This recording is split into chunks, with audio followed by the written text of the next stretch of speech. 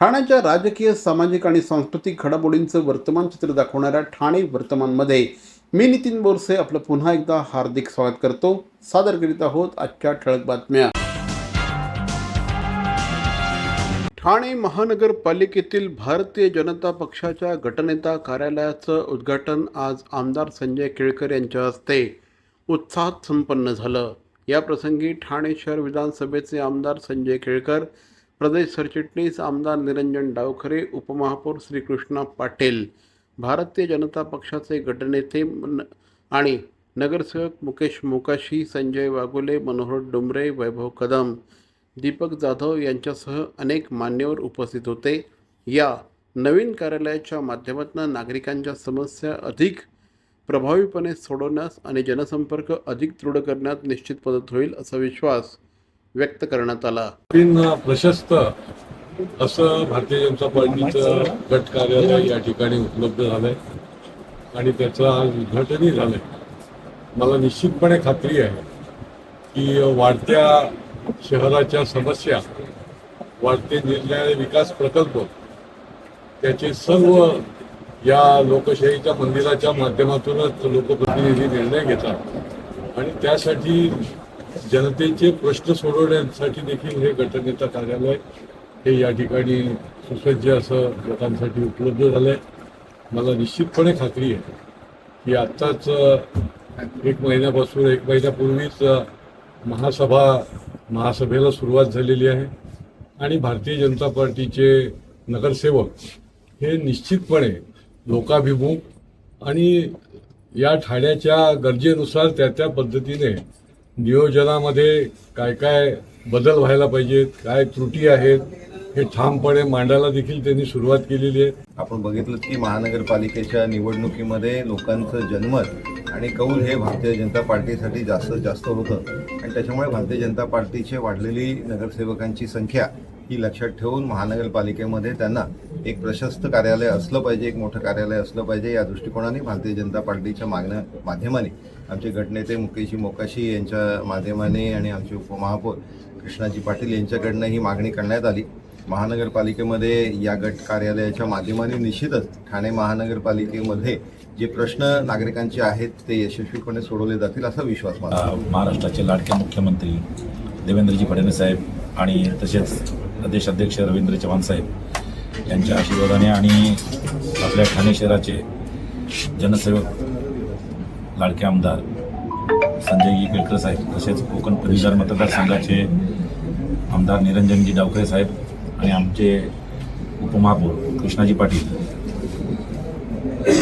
यांच्या मार्गदर्शनाने काम करताना ठाणे महानगरपालिकेमध्ये आता नगरसेवकांची संख्या 28 झालेली आहे आणि त्यामुळे हे नवीन प्रशस्त असं गटनेता कार्यालय याची मागणी केलेली आणि त्यानुसार हे कार्यालयाचा उद्घाटन होत आहे आणि हे खरोखरच ठाणे शहरातले जेवढे समस्या आहेत त्या समस्या सोडवण्यासाठी भारतीय जनता पार्टीचे सर्व नगरसेवक प्रयत्नशील असतात. शहरातील वाढतं नागरीकरण आणि त्या माध्यमातून निर्माण झालेल्या पाणी टंचाईवर प्रभावी उपाय म्हणून लोकमान्य नगर पाडा क्रमांक 1 आणि 2 तसंच उन्नती गार्डन परिसरातील जुन्या विहिरींचं पुनरुज्जीवन करण्यात आलं असून त्यावर आरो प्लांट उभारून नागरिकांना शुद्ध पाणी उपलब्ध करून देण्याचा महत्त्वाकांक्षी उपक्रम राबवण्यात येत आहे. या उपक्रमाचा लोकार्पण सोहळा परिवहन मंत्री प्रताप सरनाईक यांच्या हस्ते संपन्न झाला. कार्यक्रमाला शिवसेना ठाणे शहर प्रमुख आणि नगरसेवक श्री राजेंद्र पाठक, राकेश शिंदे, नगरसेविका शीतल ढमाले, सुलेखा चव्हाण, जयश्री डेव्हिड, शिवसेना विधानसभा सचिव संदीप डोंगरे, विभाग प्रमुख भगवान देवकाते, रामचंद्र गुरव, संतोष ढमाले, देवेंद्र साळवी यांच्यासह अनेक कार्यकर्ते उपस्थित होते. यावेळेस बोलताना श्री सरनाईक यांनी ठाणे शहरातील अनेक विहिरी कालांतराने बुजवण्यात आल्या किंवा कचरा आणि सांडपाण्यामुळे दूषित झाल्या, परिणामी नैसर्गिक जलस्रोत नष्ट होण्याच्या मार्गावर होते. ही बाब लक्षात घेऊन तत्कालीन मुख्यमंत्री श्री एकनाथ शिंदे यांच्या कार्यकाळात ठाणे शहर आणि मीरा भाईंदर परिसरातील 46 विहिरींच्या पुनर्जीवनासाठी 50 कोटी रुपयांचा निधी उपलब्ध करून देण्यात आला. या निधीच्या माध्यमातून महापालिकेच्या पाणीपुरवठा विभागाच्या वतीने विहिरींची वैज्ञानिक पद्धतीने साफसफाई, गाळ काढणं आणि संरक्षक उपाययोजना करून त्यांना पुन्हा जिवंत करण्याचं काम सुरू आहे. तसंच या विहिरींवर आरो प्लांट बसवण्याचं काम देखील प्रगतीपथावर असल्याचं त्यांनी सांगितलं. या उपक्रमामुळे एप्रिल मे महिन्यात भासणारी पाणीटंचाई मोठ्या प्रमाणामध्ये कमी होणार आहे. 46 विहिरींपैकी 12 विहिरींचं काम पूर्ण झालं असून दर आठवड्याला 3 ते 4 विहिरींचं पुनरुज्जीवन करण्याचा मानस असल्याचं श्री सरनाईक यांनी सांगितलं. की प्रत्येक विहिरीचं पाणी हे त्याला नैसर्गिक जो स्रोत आहे तो जिवंत असल्याकारणानं ते वापरणे योग्य कसं होईल आणि त्यामुळे एकनाथ शिंदे साहेब राज्याचे मुख्यमंत्री असताना मी एक प्रपोजल त्यांच्याकडे दिलं, जे आमच्या ठाणे महापालिकेच्या आणि मीरा भाईंदरच्या वॉटर सप्लाय डिपार्टमेंटनं माझ्याकडे दिलं होतं आणि त्या माध्यमातून ते प्रेझेंटेशन दिल्यानंतर शिंदे साहेबांनी ठाणे आणि मीरा भाईंदरच्या सगळ्या विहिरीचं सुशोभीकरण करणे, पुनरुज्जीवन करणे, ते जे पाणी आहे त्यामध्ये ते वापरण्यायोग्य करणे किंबहुना पिण्यायोग्य करण्यासाठी 50 कोटीचा निधी उपलब्ध करून दिला. ते प्रपोजल आम्ही तयार केलं आणि गेल्या 2 वर्षापासून त्यावर काम चालू होऊन आज त्यापैकी बहुतांश विहिरी ह्या स्वच्छ करण्यात आलेल्या आहेत. त्यावर आरो प्लांट लावलेले आहेत. क्रीडा MCHIच्या वतीने बाळकूम येथील दोस्ती वेस्ट काउंटीमध्ये सुरू असलेल्या 23व्या भव्य प्रॉपर्टी प्रदर्शनाला 3 दिवसांमध्ये 20,467 नागरिकांनी भेट दिली. 234 नागरिकांनी आपल्या स्वप्नातील घराची नोंदणी केली. या प्रदर्शनामध्ये 398 कोटी रुपयांचे कर्ज प्रस्ताव मंजूर करण्यात आले. या प्रतिसादाबद्दल अध्यक्ष श्री सचिन बिरानी, सचिव फयाज बिरानी आणि प्रदर्शन समितीचे अध्यक्ष विभव बोरकर यांनी ग्राहकांचे आभार मानले. या प्रदर्शनात ठाण्यातील 40हून अधिक आघाडीच्या विकासकांचे 100हून अधिक रेरा मान्यताप्राप्त गृहप्रकल्प सादर करण्यात आले होते. त्यात 55 लाख रुपयांच्या 1 BHK पासून प्रीमियम दर्जाच्या 4 BHK प्रशस्त निवासस्थानांचा समावेश होता. या प्रदर्शनात घोडबंदर रोड, कोलशेत, पोखरण आणि माजीवाडा येथील मालमत्तांना सर्वाधिक प्रतिसाद मिळाला. जुन्या ठाणे शहरातील पुनर्विकासाच्या मालमत्तांतही ग्राहकांनी औत्सुक्य दाखवलं. किमान 55 लाख ते 2,25 लाखापर्यंतच्या घरांना सर्वाधिक मागणी आढळली. काही वैशिष्ट्यपूर्ण ऑफर्समुळे ग्राहकांनी घरांची थेट नोंदणी केली. या प्रदर्शनात state bank of India, union बँकेसह काही बँका आणि वित्तीय संस्थांची दालनं देखील होती. ठाणे महानगरपालिकेचे मालमत्ता कर म्हणजेच प्रॉपर्टी टॅक्स भरण्याचे आवाहन. सन 2022-23 या आर्थिक वर्षाचे मालमत्ता कराचे म्हणजेच प्रॉपर्टी टॅक्सचे बिल ठाणेकर करदात्यांना महापालिकेमार्फत आर्थिक वर्षाच्या सुरुवातीस म्हणजेच माहे एप्रिल 2022 मध्ये देण्यात आलेले आहे. तथापि अद्यापही काही करदात्यांनी मालमत्ता कर महापालिकेकडे जमा केलेला नाही. सध्या आर्थिक वर्षाचा अंतिम टप्पा सुरू झाला आहे. मालमत्ता कर वसुलीसाठी महापालिकेतर्फे कडक कारवाई हाती घेण्यात आली आहे. या अंतर्गत जंगम मालमत्ता, टीव्ही, फ्रीज, वाहन व इतर जप्त करणे तसेच स्थावर मालमत्ता वॉरंट बजावून जप्त करण्यात येत असून मालमत्तेचा जाहीर विक्रीद्वारे लिलाव करून कराची रक्कम वसूल करण्यात येत आहे. मालमत्तेस पाणी पुरवठा करण्यात येणारे नळ संयोजन खंडित करण्यात येत आहेत.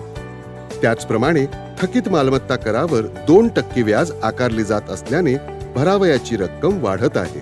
आपला मालमत्ता कर propertytax.thanecity.gov.in या लिंकद्वारे तसंच गुगल पे, फोन पे, पेटीएम याद्वारे ऑनलाईन पद्धतीने करण्याची सुविधा उपलब्ध करून दिली आहे. शनिवार, रविवार व सार्वजनिक सुट्टीच्या दिवशी नागरिकांना मालमत्ता कर भरणे सोयीचे व्हावे याकरता महापालिकेचे मालमत्ता कर संलग्न कार्यालय या दिवशी कार्यान्वित ठेवण्यात आलेले आहे. तरी मालमत्ता कर वसुलीची अप्रिय कारवाई टाळण्याच्या दृष्टिकोनातून मालमत्ता कर भरून महापालिकेस सहकार्य करावे. धन्यवाद. भवानी ज्वेलर्स ठाणे, पारंपरिक आणि आधुनिक दागिन्यांचा अप्रतिम संगम. प्रत्येक स्त्रीची पहिली पसंती भवानी ज्वेलर्स ठाणे. नक्की भेट द्या. CP Goenka International School, nurturing talent at young age for scholastics, sports and performing arts in global perspective. Proud to have world toppers and country toppers in 10th standard Cambridge examinations. Ranked the best emerging school by the Times of India for personality over percentage. CP Goenka is the intelligent choice. ठाण्यासाठी उत्कृष्ट आणि दर्जेदार बांधकामं व्हावीत ही अपेक्षा आहे. मात्र पुनर्विकासाच्या नावाखाली रहिवाशांची फसवणूक केल्यास अशा प्रकरणांना मी मुळीच सोडणार नाही, असा थेट इशारा आमदार श्री संजय केळकर यांनी दिला. ठाण्यातील बाळकुंभ परिसरामध्ये MCHच्या वतीने मालमत्ता प्रदर्शनाचं आयोजन करण्यात आलं. या प्रदर्शनाला आमदार श्री संजय केळकर यांनी भेट दिली. यावेळेस परिवहन मंत्री प्रताप सरनाईक, ठाणे महापालिकेतील नगरसेवक विकास पाटील, सीताराम राणे हे देखील उपस्थित होते.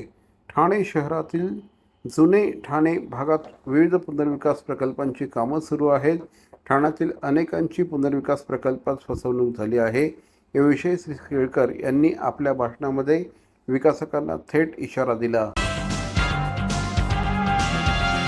ठाणे रेल्वे स्थानक परिसरातील गावदेवी मंदिराजवळ एका दुकानाला आग लागल्याचा प्रकार सोमवारी घडला.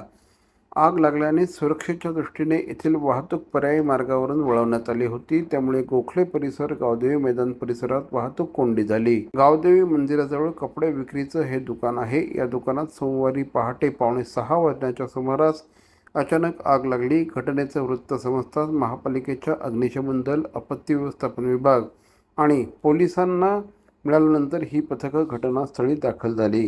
गावदेवी मंदिर परिसरामध्ये सकाळी प्रवाशांसाठी रिक्षा उभ्या असतात. तसंच पादचाऱ्यांची संख्या देखील मोठ्या प्रमाणात असते. अग्निशमन दलाच्या जवानांनी आगीवर नियंत्रण मिळवण्यासाठी आणि सुरक्षेसाठी इथले रस्ते बंद केले होते. तर मंडळी, या होत्या आजच्या ठळक बातम्या ठाणे वर्तमानमधून. आम्ही ठाण्याच्या राजकीय, सामाजिक आणि सांस्कृतिक घडामोडींचं वर्तमान चित्र दाखवण्याचा प्रयत्न करतोय. अर्थातच आपल्या सहकार्याची गरज आहे, तेव्हा आमच्याशी जरूर संपर्क साधा. आमचा पत्ता आहे Dadoji Konde stadium, shop number 16, Khattan road, Thane पश्चिम. दूरध्वनी क्रमांक 9820939420. तर मग पुन्हा भेटू उद्या याच वेळी याच ठिकाणी ठाणे वर्तमानमध्ये. तोपर्यंत धन्यवाद. जय हिंद, जय महाराष्ट्र.